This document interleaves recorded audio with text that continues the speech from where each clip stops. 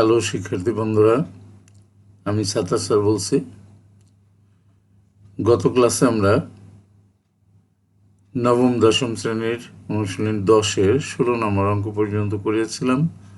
আজকে আমরা 17 নম্বর অঙ্ক থেকে শুরু করতে যাচ্ছি। দেখো, আগে প্রশ্নটা পড়ে নেই আমরা। 64 মিটার লম্বা একটি খুঁটি ভেঙে গিয়ে সম্পূর্ণ বিচ্ছিন্ন না হয়ে ভূমির সাথে 60 ডিগ্রি কোণ উৎপন্ন করে। খুঁটিটির ভাঙা অংশের দৈর্ঘ্য নির্ণয় করো। এই খুঁটির অঙ্কগুলো কিন্তু বেশ ইম্পর্টেন্ট, এগুলো কিন্তু পরীক্ষায় আসে। তাইলে ভাঙা অংশের দৈর্ঘ্যটা আমাদেরকে নির্ণয় করতে বলছে। আমরা প্রশ্ন পড়ার সাথে সাথে সবসময় খেয়াল করব একটা জিনিস, সেটা হলো যে আমার কাছে কি চাইলো। হ্যাঁ, এটা কিন্তু খুব গুরুত্বপূর্ণ। আর যেটা চায় সেটাকে আমাদেরকে কিন্তু ধরে নিতে হয়। দেখো, বর্ণনার সাথে সাথে আমরা চিত্রটাও সাথে সাথে দেখছি। মনে করি AB ইকুয়াল টু 64 মিটার একটি খুঁটি, যা সি বিন্দুতে ভেঙে গিয়ে ভূমির সাথে BDC কোণ ইকুয়াল টু 60 ডিগ্রি উৎপন্ন করে। তাহলে দেখো, প্রথমেই বলা হলো AB একটা খুঁটি, বড়টা এবিটা খুঁটি এই সি বিন্দুতে ভাঙলো, কিন্তু এই সি বিন্দুতে ভেঙে গিয়ে এই ভূমির সাথে দেখো বিডিসি এই কোণটা উৎপন্ন করলো। কোণটা কত? 60 ডিগ্রি উৎপন্ন করে। এখন কি কি জিনিস আমরা পাইতেছি দেখো। ধরি আরেকটা জিনিস আমরা ধরলাম, এই A C equal to X metre. এসিটা এই যে এইটুকু, অর্থাৎ সি বিন্দু যে ভাঙলো, ভাঙ্গে যেটা পড়লো সেইটুক এসিটা আমরা ধরলাম এক্স মিটার। তাইলে এসিটাই কিন্তু ভেঙে তারপরে সিডি হয়েছে, তাই না? তাহলে সিডিটাও এক্স মিটার। এরপরে দেখো বিসিটা কত। বিসিটা আমাদের কিন্তু পুরোটা, এবিটা দেওয়া ছিল হলো 64 মিটার। এবি খেয়াল করো, এবিটা 64 মিটার, আমরা এসিটা ধরলাম এক্স মিটার। তাইলে আমাদের বিসিটা কত রইল? বিসিটা অবশ্যই বড়টার থেকে ছোটোটা বাদ দিলে এই বিসিটা থাকে, অর্থাৎ এবির থেকে যদি এসি বাদ দিই তাহলে কিন্তু আমার বিসিটা থাকে। তাইলে দেখো, তাই করছি। বিসি সমান সমান এবি মাইনাস এসি, বড়টার থেকে ওই যে বিন্দুতে ভাঙছে তার উপর একটু বেগ দিছি, ভাঙা অংশটা বেগ দিছি, তাহলে দাঁড়ানো অংশটা আমরা পেয়ে গেছি 64 মাইনাস এক্স মিটার। ঠিক আছে? এবার দেখো, আমরা এই যে ত্রিভুজটা তুমি দেখতেছো বিডিসি, এই ত্রিভুজ থেকে আমরা পাই, বিডিসি ত্রিভুজ থেকে পাই কি পাই, এখানে বিডিসি ত্রিভুজে দেখো যে কোণটা তার বিপরীত বাহুটা কিন্তু লম্ব, তাইলে লম্বটা কিন্তু বিসি, আর ভূমিটা তাইলে বিডি, আর অতিভুজটা সিডি। আমার এখানে কার কার মান দেওয়া আছে আমরা পরিষ্কার দেখতে পাইতেছি যে অতিভুজের মানটা দেওয়া আছে আর লম্বের মানটা দেওয়া আছে 64 মাইনাস এক্স। তাহলে আমরা লম্ব আর অতিভুজের সাথে যে অনুপাতটা আছে আমাদের ত্রিকোণমিতিক অনুপাত, সেটা হলো লম্ব অতিভুজ সাইন থেটা। এগুলো লম্ব বাই অতিভুজ। তাহলে সাইন এই কোণটা নিলাম বিডিসি, এই যে সাইন কোণ বিডিসি ইকুয়াল টু লম্ব বাই অতিভুজ, অর্থাৎ লম্ব বিসি অতিভুজ সিডি। এরপরে আমরা মানটা বসিয়ে দিই। এই কোণের মান 60 ডিগ্রি বসালাম আমরা, সাইন 60 ডিগ্রি ইকুয়াল টু বিসির মান বসালাম 64 মাইনাস এক্স, আর সিডির মান এক্স বসালাম। এরপরে সাইন 60-র মান √3/2, √3/2। এরপরে ডান পাশে যা ছিল তাই রাখলাম। এরপরে আর গুণ করতেছি, এক্স দিয়ে √3-কে গুণ করে বাম পাশে বসালাম, আর 2 দিয়ে 64 মাইনাস এক্সকে গুণ করে ডান পাশে বসালাম। 2 দিয়ে 64-কে গুণ করলে 128, আর 2 দিয়ে এক্সকে গুণ করলে 2x। এরপর দেখো √3x তো আছেই, আর এই 2xটা আমরা প্লাস করে বাম পাশে নিয়ে আসলাম। প্রথমে লিখলাম, অর্থাৎ এক্সগুলোকে এক পাশে নিয়ে আসলাম। এরপরে কি হলো, এক্সটা কমন নিয়ে নিলাম। এক্সটা কমন নেওয়া মানে ভাগ করা, তোমরা নিশ্চয়ই জানো। তাহলে এক্স দিয়ে যদি ভাগ করি, এই 2x-কে থাকে 2, আর এক্স দিয়ে যদি √3x-কে ভাগ করি তাহলে থাকে √3। ডান পাশে 128 থাকলো। এরপর আমরা দেখো এক্সটা রেখে দিলাম, তাহলে এক্সের সাথে যারা ছিল সবাই কিন্তু ডান পাশের নিচে চলে গেল, বাম পাশে গুণ হলে ডান পাশে ভাগ। এরপরে আমরা দেখি এখানে আমাদের জায়গা কম দেখে সাইড নোটটা আমরা দেইনি, এখানে তোমরা সাইড নোটটা দিবা যে নিচে আমরা রুটটা রাখবো না। তার জন্য আমাদের কি করতে হবে, এ স্কোয়ার মাইনাস বি স্কোয়ারের সূত্র ফেলতে হবে। এ স্কোয়ার মাইনাস বি স্কোয়ারের সূত্র কি, এ প্লাস বি ইন্টু এ মাইনাস বি। আমার আছে কোনটা, এ প্লাস বিটা আছে, তাইলে আমাদের এ মাইনাস বি দিয়ে উপর নিচে আমরা গুণ দিলাম। দেখো টু মাইনাস √3 দ্বারা উপর নিচে গুণ করলাম, এইটাই সাইড নোটটা দিতে হবে। তাহলে নিচে কি হলো, স্কোয়ার মাইনাস বি স্কোয়ারের সূত্র পড়লো। দেখো স্কোয়ার মানে 2 স্কোয়ার মানে 4, আর বি স্কোয়ার 3 স্কোয়ার √3 স্কোয়ার মানে শুধু 3। এরপরে আমরা কি করলাম, নিচে যদি আমরা বিয়োগ করি, বিয়োগ করলে 1 থাকবে। একটা লাইন আমরা একটু কম করছি, এই কারণে আমাদের একটু জায়গা কম। 1 থাকবে আর দাগ থাকবে, দাগ আর 1 আমরা বাদ দিয়ে দিছি। দেখো এরপর আমরা এখানে কিন্তু √3 মান বসে 2-এর থেকে বিয়োগ করলে তারপরে যেটা থাকে সেইটার সাথে 128 গুণ করলে আমাদের এই এক্সের মানটা এইটা আসে। এখানেও কিন্তু আর এক লাইন, তুমি আরও 2 লাইন করতে পারতা। আর ক্যালকুলেটর দিয়ে যদি করো তাহলে আর এখানে আর মানে তোমার না করলেও হবে, শুধু ক্যালকুলেটর দিয়ে এই মান বসিয়ে বিয়োগ করে গুণ করলে এইটা আসবে।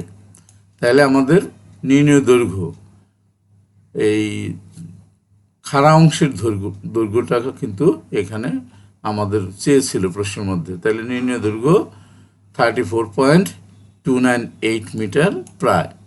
এটাই কিন্তু উত্তর, এটাই কিন্তু প্রশ্নের মধ্যে আমাদের চাওয়া হয়েছিল। এই যে বলা হয়েছিল যে এসি এক্স, এই ভাঙা অংশের দৈর্ঘ্যটা, এসি যেটা সিডি হয়ে ভাঙে পড়লো সেই অংশের দৈর্ঘ্যটা চাইছে, সেই অংশটার দৈর্ঘ্যটা আমরা এখানে পেয়ে গেলাম। ঠিক আছে, এবার আমরা পরের অঙ্কে চলে যাই। দেখো 18 নম্বর অঙ্কটা, আমরা প্রথমে প্রশ্নটা পড়ে নিই। একটি গাছ এমনভাবে ভেঙে গেল যে ভাঙা অংশ দণ্ডায়মান অংশের সাথে 30 ডিগ্রি কোণ করে গাছের গোড়া থেকে 12 মিটার দূরে মাটি স্পর্শ করল। সম্পূর্ণ গাছটির দৈর্ঘ্য কত? সম্পূর্ণ গাছের দৈর্ঘ্য চাইল। তাহলে আমরা চিত্র দেখি আর বর্ণনাটা দেখি। তাহলে সম্পূর্ণ গাছটা এবি, দেখো মনে করি গাছটির সম্পূর্ণ দৈর্ঘ্য A B equal to 8 metre. A B equal to 8 metre ধরে নিলাম। এটাই কিন্তু প্রশ্নের মধ্যে আমাদেরকে চাওয়া হয়েছে। এরপরে দেখো B C equal to X metre উচ্চতায়, এই দেখো বিসিটাও কিন্তু আমরা ধরে নিলাম। B C equal to X metre উচ্চতায় ভেঙে গিয়ে বিচ্ছিন্ন না হয়ে দণ্ডায়মান অংশের সাথে বিসিডি ইকুয়াল টু 30 ডিগ্রি। এই দেখো এই ভাঙা অংশ এসিটা এই দণ্ডায়মান অংশের সাথে, এই যে এই অংশের সাথে বিসির সাথে 30 ডিগ্রি কোণ করলো, উৎপন্ন করে গাছের গোড়ার থেকে বিডি ইকুয়াল টু 12 মিটার। দেখো এই যে বিডি ইকুয়াল টু 12 মিটার দূরে মাটি স্পর্শ করে। এই 12 মিটার দূরে গিয়ে মাটির সাথে মিলিত হলো। তাইলে এই চিত্রটা খুব ভালো করে খেয়াল করো। এবি যদি এইচ হয় আর বিসি যদি এক্স হয়, তাহলে বড়টার থেকে যদি আমরা ছোট বিসি অর্থাৎ এবির থেকে যদি বিসি বাদ দিই তাহলে আমাদের এসি থাকে না? হ্যাঁ, তাহলে এসি থাকে। তাহলে এবিটা কত? এইচ। তার থেকে আমরা যদি বিসি বাদ দিই, বিসি কত? এক্স। তাহলে থাকে এইচ মাইনাস এক্স, এটা থাকে এসি। আর এসি ভাঙ্গে পড়েই কিন্তু আমাদের সিডি হয়েছে। তাহলে এসি যদি এইচ মাইনাস এক্স মিটার হয়, তাহলে সিডিও কিন্তু এইচ মাইনাস এক্স মিটার। ঠিক আছে, তাহলে চিত্রটা বুঝতে পারলাম। এবার আমরা আর একটা কথা, এটা কিন্তু অবনতি কোণ। অবনতি কোণ যখনই হবে তখনই কিন্তু এই কোণটার বিপরীত বাহু হইতেছে এইটা, বিপরীত বাহুটা হবে লম্ব, অর্থাৎ যে কোণটা আমরা ধরবো সেই কোণের বিপরীত বাহুটাকেই লম্ব ধরতে হবে। এখানে কিন্তু লম্বটা আমাদের বিডি আর বিসিটা কিন্তু আমাদের ভূমি। আর যখনই কোণ আমরা যেটা ধরবো কোণটা উৎপন্ন হয়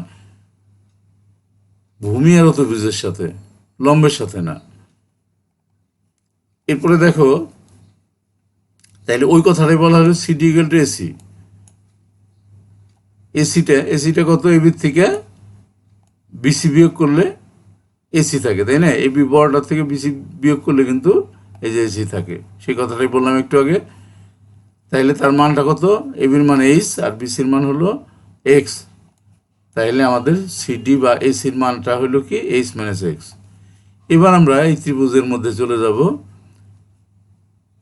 এটা এটা যেটা লম্ব কিন্তু বিডি আর ভূমি কিন্তু বিসি আর অতিভুজ সিডি।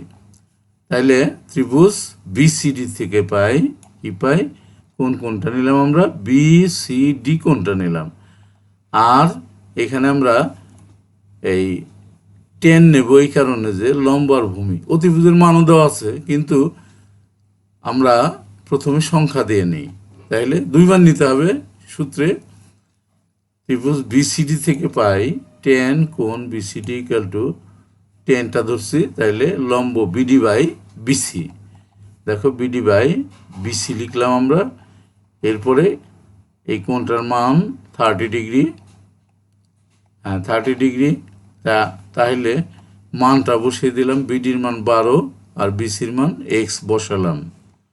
এরপরে 10 30 ডিগ্রি মান 1/√3 বসালাম, ডান পাশে যা ছিল তাই রাখলাম। আর গুণ করলাম, এক্সের সাথে 1 গুণ করলে এক্স অক্ষে এক্স, আর 12-র সাথে আমরা √3 গুণ করলাম, 12√3। এটাকে 1 নম্বর সমীকরণ দিয়ে রাখলাম। এরপরে দেখো, আবার আমরা এই ত্রিভুজটাকেই অন্যভাবে ধরবো, অতিভুজটা নিয়ে ধরবো। অতিভুজ লম্ব বাই অতিভুজ যদি ধরি বিডি বাই সিডি, তাহলে কিন্তু আমাদের সাইন হয়। তাহলে সাইন কোণ বিসিডি ইকুয়াল টু লম্ব বাই অতিভুজ, লম্ব বিডি আর অতিভুজ সিডি। তাহলে সাইন, এটার মানটা বসিয়ে দিলাম, সাইন 30 ডিগ্রি ইকুয়াল টু বিডির মান 12 বসালাম আর সিডির মান এইচ মাইনাস এক্স বসালাম। এরপরে দেখো সাইন 30 ডিগ্রির মান কিন্তু আমরা জানি হাফ, বসালাম। এরপরে ডান পাশে যা ছিল তাই বসালাম।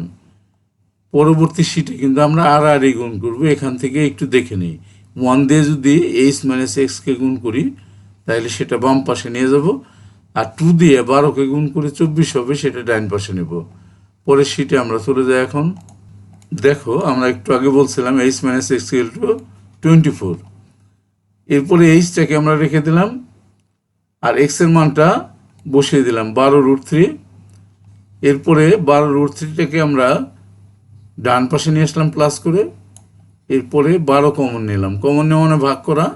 তাহলে 12 দিয়ে 24কে ভাগ করলে আমাদের থাকে 2, আর 12 দিয়ে √3কে ভাগ করলে থাকে শুধু √3। এরপরে যদি আমরা মান বসাই, √3 মান বসাই 1.7320508 বসালাম, আর 2 যোগ অবস্থায় থাকলো।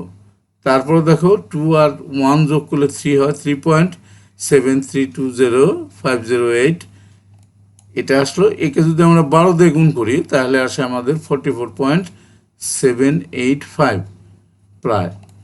এটাই কিন্তু আমাদের মানে গাছটির সম্পূর্ণ দৈর্ঘ্য নির্ণয় করে, সেটা প্রশ্নের মধ্যে বলছিল। আমরা ধরছিলাম সম্পূর্ণ দৈর্ঘ্যটা এইচ, তাহলে নির্ণয় গাছটির সম্পূর্ণ দৈর্ঘ্য 44.785 মিটার প্রায়। আমাদের অঙ্কটা কিন্তু হয়ে গেল। ঠিক আছে বন্ধুরা, এবার আজকে আর অঙ্ক করাতে চাচ্ছি না, 2টা অঙ্ক করালাম আমরা, 17 18। এই 17 18 এই দুটো অঙ্ক কিন্তু বেশ ইম্পর্টেন্ট। পরীক্ষা আসে, এসএসসি পরীক্ষা তো মাঝে মাঝে আসে, 1 বছর পর পরে আসে। সুতরাং এই অঙ্ক দুটো কিন্তু তোমাকে ভালো করে শিখতে হবে, আর শেখার সময় মনে রাখতে হবে যে মনোযোগের সাথে দেখতে হবে।